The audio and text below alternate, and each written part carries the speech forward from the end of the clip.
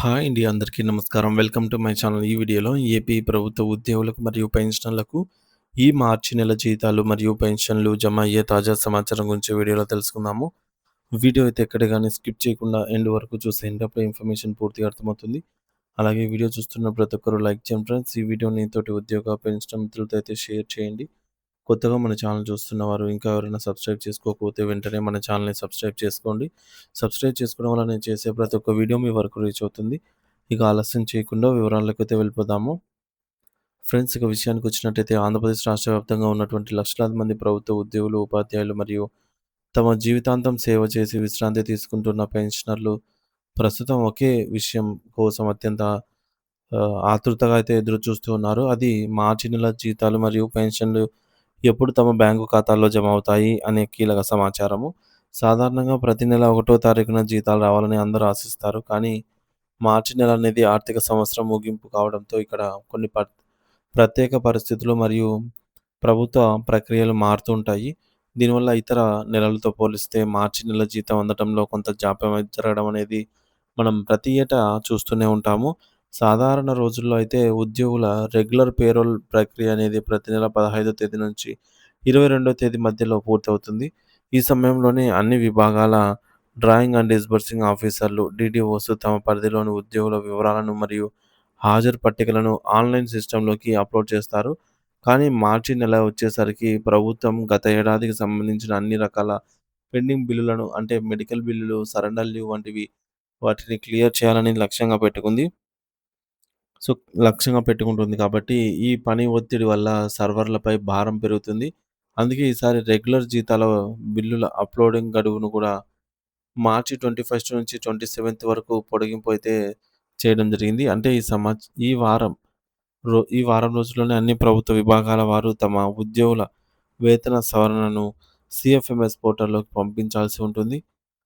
ఇక పెన్షనర్ల విషయానికి వస్తే వారి కోసం కూడా ప్రభుత్వం సమాంతరంగా ఏర్పాట్లు చేస్తోంది. సాధారణంగా 22వ తేదీకే పూర్తి కావాల్సిన పెన్షన్ బిల్లుల అప్‌లోడింగ్ ప్రక్రియ ఈసారి మార్చి 25 లేదా 26 తేదీలలో అంటే 2 రోజులు ఎక్కువగానే పూర్తయ్యే అవకాశం ఉంది. వయసు పైబడిన వారు మరియు తమ నిత్యావసరాలు, మందుల ఖర్చుల కోసం కేవలం పెన్షన్ మీద మాత్రమే ఆధారపడే వృద్ధులకు ఇది చాలా ముఖ్యమైన సమాచారము. మార్చి 29, 2026 తేదీన పెన్షనర్స్ అందరికీ కూడా వారి పే స్లిప్స్ అనేవి అధికారికంగా విడుదల అవుతాయి. సో, మరి ఈ పే స్లిప్‌లను పెన్షన్ మిత్ర మొబైల్ యాప్ లేదా ట్రెజరీ వెబ్‌సైట్ ద్వారా కూడా డౌన్‌లోడ్ చేసుకోవచ్చు. సో, డౌన్‌లోడ్ చేసుకున్న తర్వాత అందులో మీ వివరాలు, మీ పెన్షన్ వివరాలు, ఏమైనా కోతలున్నాయా లేదా ప్రభుత్వం ప్రకటించిన కొత్త ప్రయోజనాలు చేర్చారా అనేది క్షుణ్ణంగా సరిచూసుకోవాలి. అసలు అసలు సిసలైన ప్రశ్న ఏమిటంటే, ఈ డబ్బులు మన బ్యాంకు ఖాతాల్లోకి ఏ రోజున వస్తాయి? గత సంవత్సరం చరిత్రను ఒకసారి పరిశీలిస్తే మార్చి నెల జీతాలు ఏప్రిల్ 2వ తేదీన జమ అయ్యాయి. అయితే ఈసారి క్యాలెండర్ మరియు బ్యాంకింగ్ సేవలను మనం గమనిస్తే పరిస్థితి కాస్త భిన్నంగా ఉంది. ఏప్రిల్ 1 మరియు 2 తేదీల గురించి మనము ప్రత్యేకంగా చెప్పుకోవాలి. ఈ 2 రోజులు బ్యాంకులు అయితే పని చేసినప్పటికీ అవి నాన్ బ్యాంకింగ్ డేస్ కిందకే వస్తాయి. ఎందుకంటే ఆర్థిక సంవత్సరం ముగింపు పనుల్లో బ్యాంకు సిబ్బంది పూర్తిగా నిమగ్నమై ఉంటారు కాబట్టి. ఆ రోజుల్లో పబ్లిక్ ట్రాన్సాక్షన్స్ లేదా ట్రెజరీ నుండి వచ్చే పెద్ద పెద్ద మొత్తాల క్లియరెన్స్ పనులు జరగవు. కాబట్టి ఏప్రిల్ 1 తేదీ లేదా 2 తేదీలో జీతాలు పడే అవకాశం దాదాపుగా లేదు అని మనం అర్థం చేసుకోవాలి.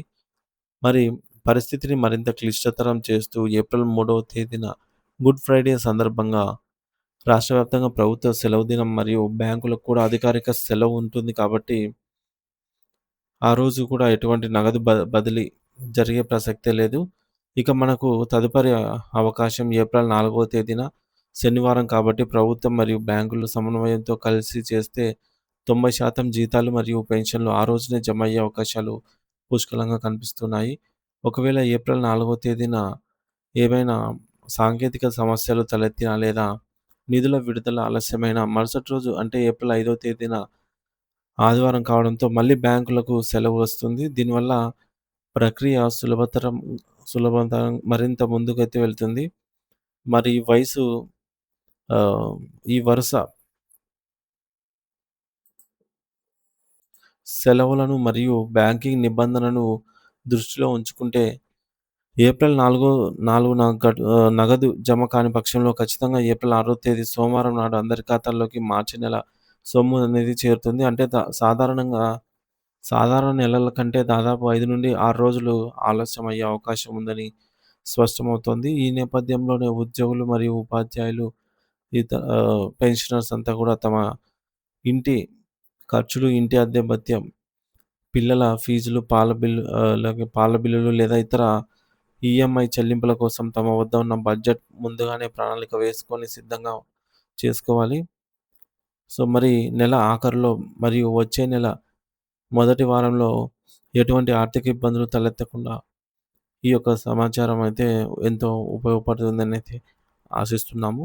సో, ప్రభుత్వ ఉద్యోగుల సంక్షేమం మరియు వారి భవిష్యత్తుకు సంబంధించిన ప్రతి చిన్న అప్డేట్‌ని కూడా గమనిస్తూనే ఉండండి మన ఛానల్ ద్వారా అయితే. ఏవైనా కొత్త జీవోలు వచ్చినా లేదా ఆర్థిక శాఖల నుంచి తాజా సమాచారం అందిన వెంటనే మీరైతే ఆహ్, మీకు చేరవేస్తాను.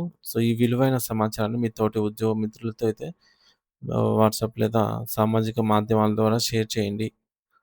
తద్వారా వారు కూడా తమ ఆర్థిక ప్రణాళికను తదనుగుణంగా సిద్ధం చేసుకోగలుగుతారు. మరియు సెలవులను ఆందోళనకరంగా ఆందోళన నుండి అయితే సెలవులలో దూరంగా ఉండగలుగుతారు. మనందరికీ ఏప్రిల్ మొదటి వారంలోనే జీతాలు పడతాయని ఆశిద్దాము. Thank you for watching this video.